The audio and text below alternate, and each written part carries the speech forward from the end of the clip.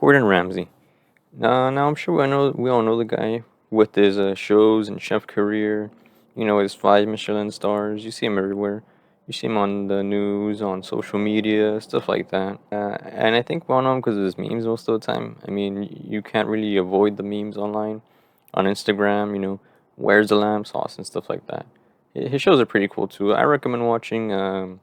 Was it Kitchen Nightmares, the old one? I don't know about the new one, but the old one's pretty good. There's a lot of like funny stuff there. I don't know if the new generation has watched him from the shows, but they're pretty good. So I recommend you guys watching that. Anyways, Ramsey isn't the same anymore because if you Ramsey fans know what I mean, you know what I mean. If you watch the shows and stuff like that, he dropped some frozen meals at your local Walmart, saying he was gonna bring you a piece of his kitchen to your home.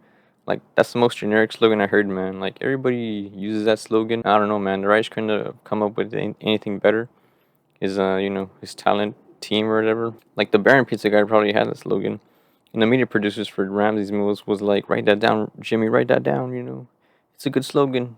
If Baron can do it, we can do. Anyways, if you've seen his shows, you probably know that he always says that frozen meals are garbage or that anything frozen is not fresh and it tastes like dirt. Which I mean, I don't know. Some things are okay. Some things are pretty bad, to be honest. In general, all frozen meals are bad.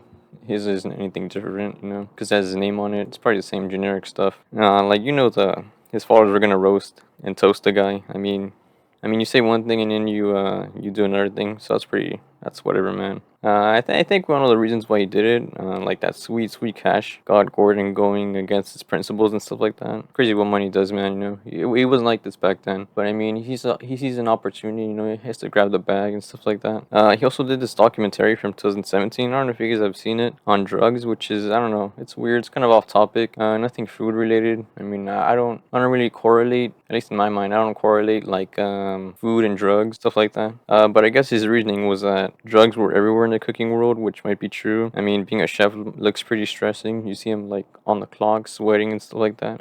You gotta be whipping up five-star plates in 5 minutes. But it's still bizarre that like he spun up this documentary. Like I can imagine a reporter doing this to report the news, but a chef is kind of weird. He also filmed it in London and not the other country where it was supposed to take place. So yeah, I don't know, man. I guess the moral here is to not watch documentaries of chefs doing random stuff. And I feel like the turning point for Ramsey was when he did the Triscuit ad. I'm pretty sure everyone's seen it because when you go on YouTube, at least for me, there's like a little ad section at the top. It's up there. It's Triscuit. They're really like shoving this down our throat. They're like, oh man, our Triscuits are so good. You gotta try them and stuff like that. But yeah, he was saying that it's like a Michelin star cracker or whatever. And that's just when he started chugging out random stuff. Like Triscuits or whatever, man. I don't know. I'd rather do the other ones. I forgot their name. I'll put a picture so you guys can see them. I also feel like his credibility is gonna go down from here. But I don't know. Let me know what you guys think down in the comments and what you would like me to talk about in the next video. See you guys.